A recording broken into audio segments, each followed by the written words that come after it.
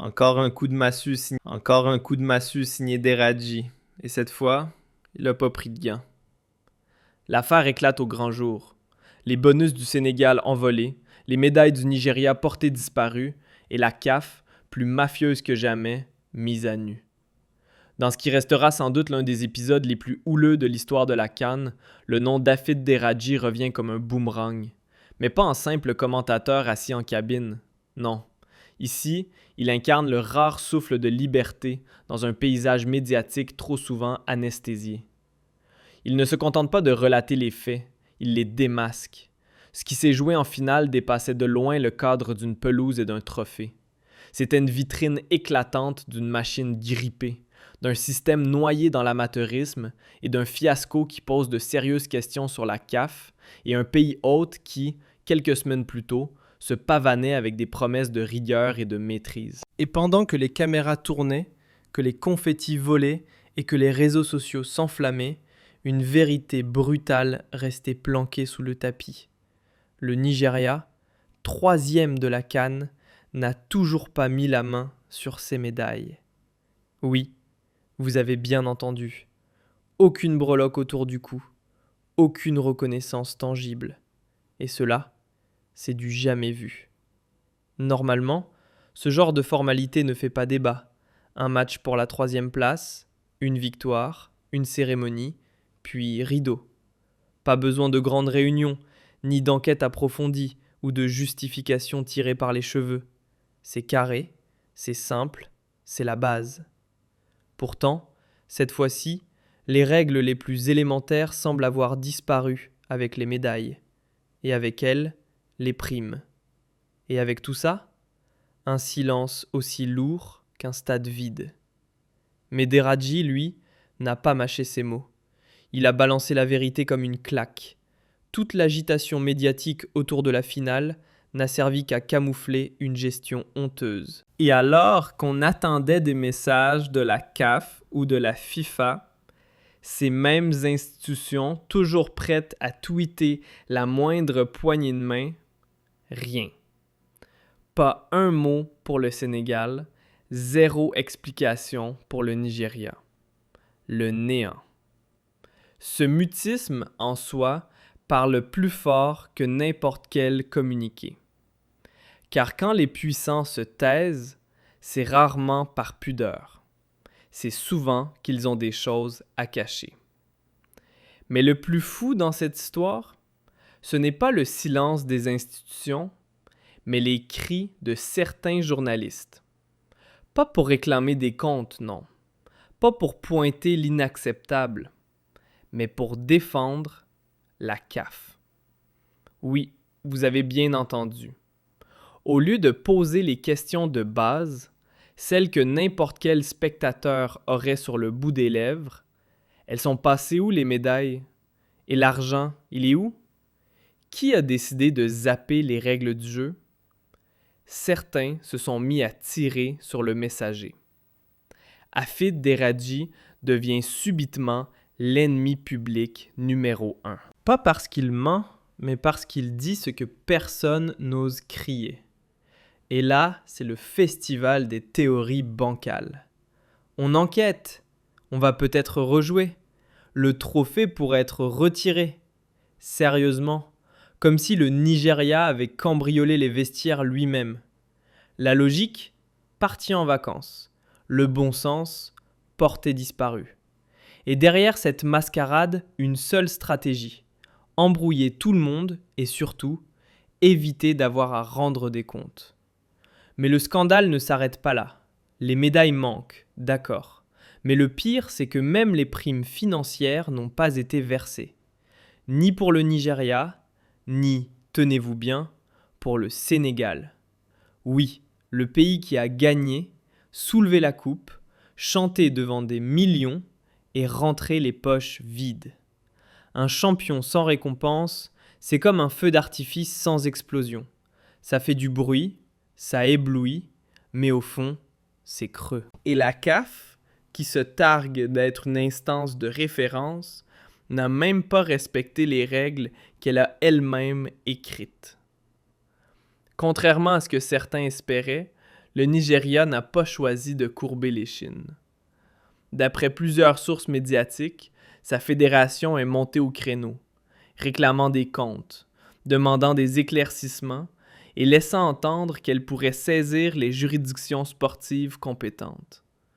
Et franchement, quoi de plus normal?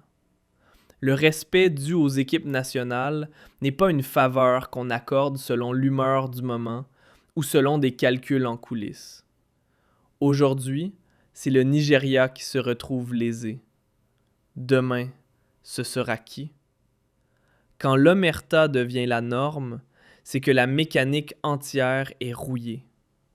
Et là, la comparaison saute aux yeux. Prenons l'exemple de tournois organisés en Algérie.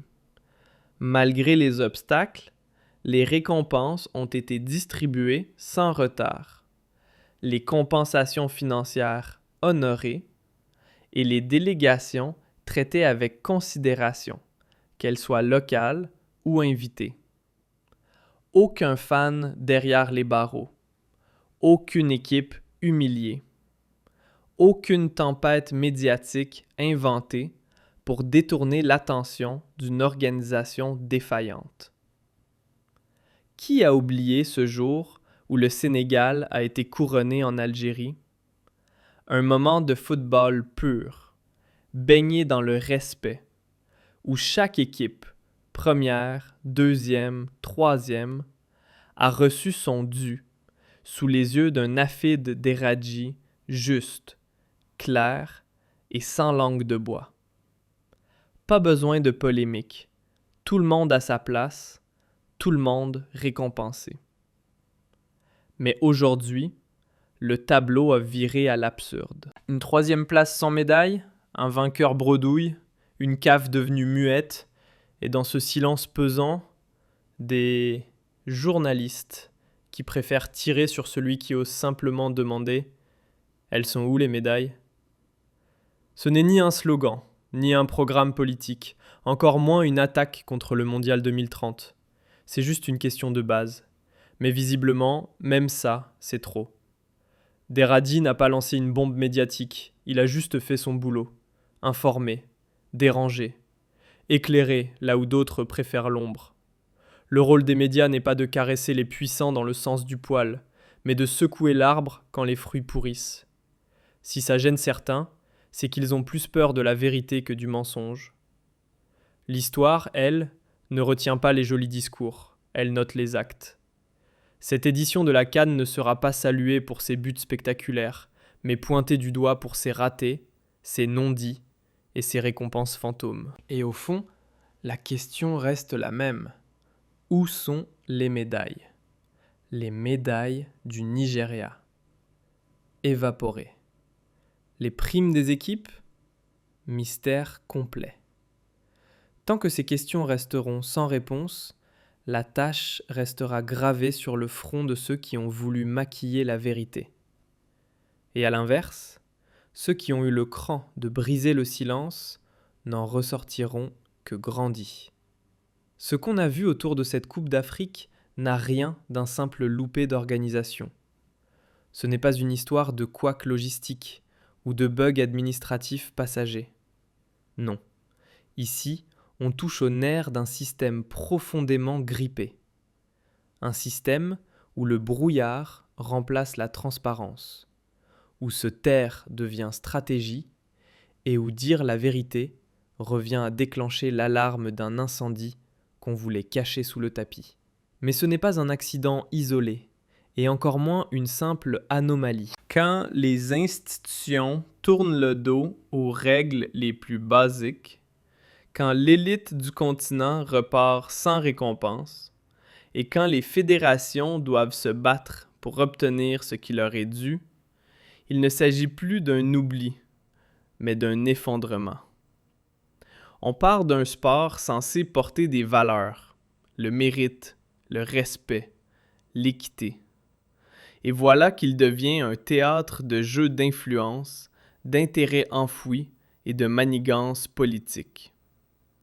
Là où devrait régner la justice sportive, s'installe peu à peu un désordre cynique, où ceux qui crient trop fort finissent par être réduits au silence. Dans une ambiance où dire la vérité devient un acte de rébellion, chaque mot libre est un coup de tonnerre. Ceux qui brisent le silence sont immédiatement ciblés, traités en ennemis publics. Non pas parce qu'ils propagent de fausses infos, mais parce qu'ils mettent les bons mots sur des vérités dérangeantes que tout le monde murmure sans oser les crier. Dans ce climat toxique, le journaliste digne de ce nom ne cherche ni à flatter les puissants, ni à obtenir des likes faciles. Il s'accroche à une seule boussole, la vérité, même si elle dérange, même si elle lui coûte sa réputation, sa tranquillité, voire sa sécurité. Ce n'est pas une posture de héros, c'est une nécessité absolue. Car dès qu'on enterre la vérité, la justice s'efface.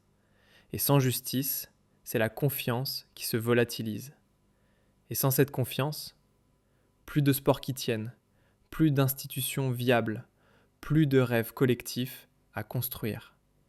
L'Afrique mérite autre chose que ce théâtre de l'absurde. Ses joueurs, ses fans, ses espoirs, tous méritent mieux qu'un cirque où l'injustice défile en costume 3 pièces. Ce continent n'a pas besoin de compétitions maquillées à coups de slogans. Il lui faut des tournois propres, honnêtes, où les règles s'appliquent à tous, sans exception, sans marchandage, sans arrière-pensée. Les peuples africains ne demandent pas la lune. Ils veulent des fédérations qui élèvent le football, pas qui l'exploitent.